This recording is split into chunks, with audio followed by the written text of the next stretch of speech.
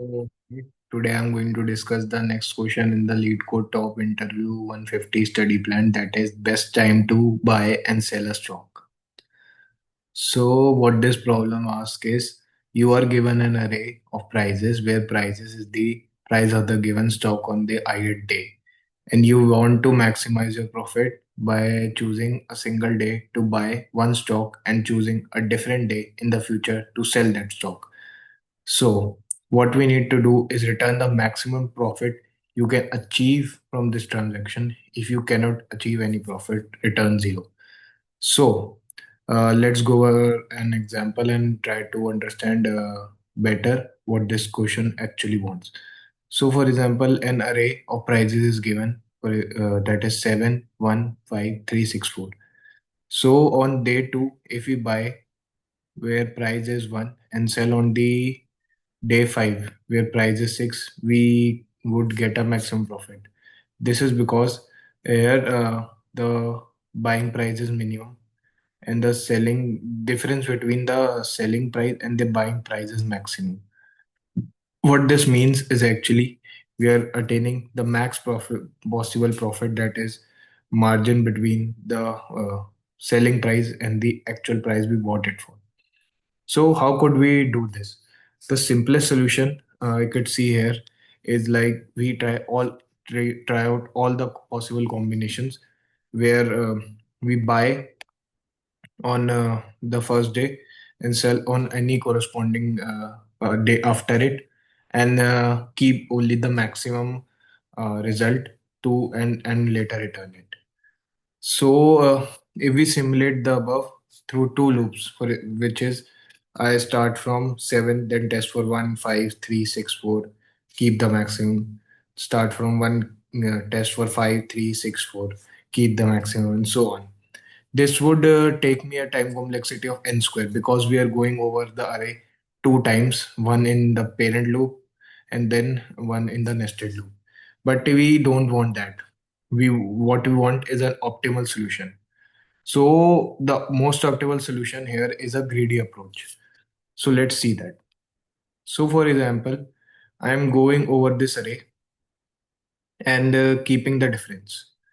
So if I'm going over this array and current element is 7, I'm going to start from that and keep it as the current minimum.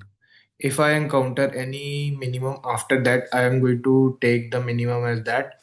And later, if like I reach 1, I am going to take a difference between the current minimum and the current element and to make it the maximum. That way, if like my current, I start from 7, then I move on to 1, my current minimum becomes 1. Then I go to 5, take the reference 4. Then I go to 3, take the reference 3. Because no element further in the line is lesser than 1, I will not update min. But if another element was lesser than it, I would replace it. For example, let's see the second example, 76431. So in starting, my minimum is 7. But when I move to 6, my minimum becomes 6 and I take difference from that. When I move to 4, it becomes my 4 becomes my minimum and I take the difference from that. So that is how we could optimally do this solution. So let's try and code it up.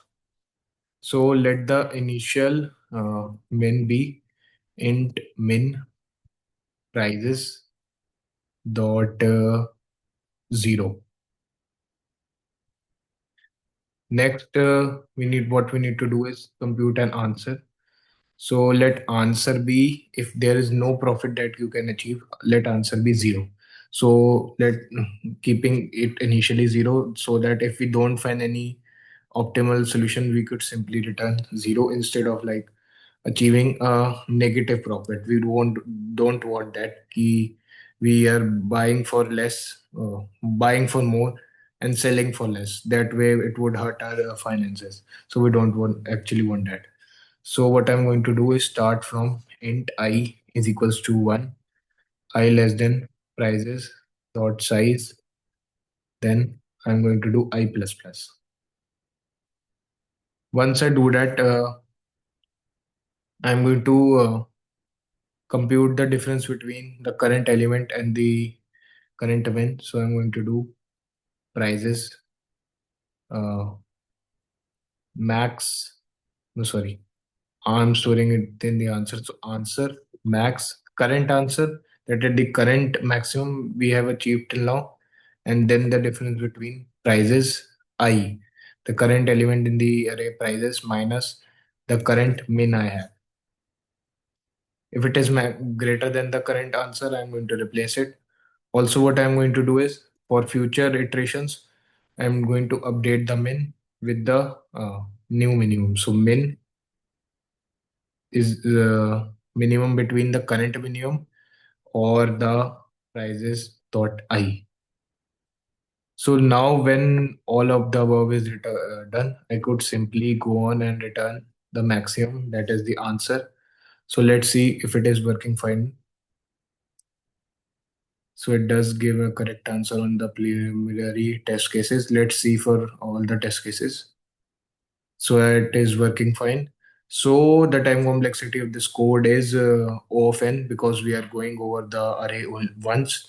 And the space complexity here is basically constant because we are using two fixed variable, that is min and answer.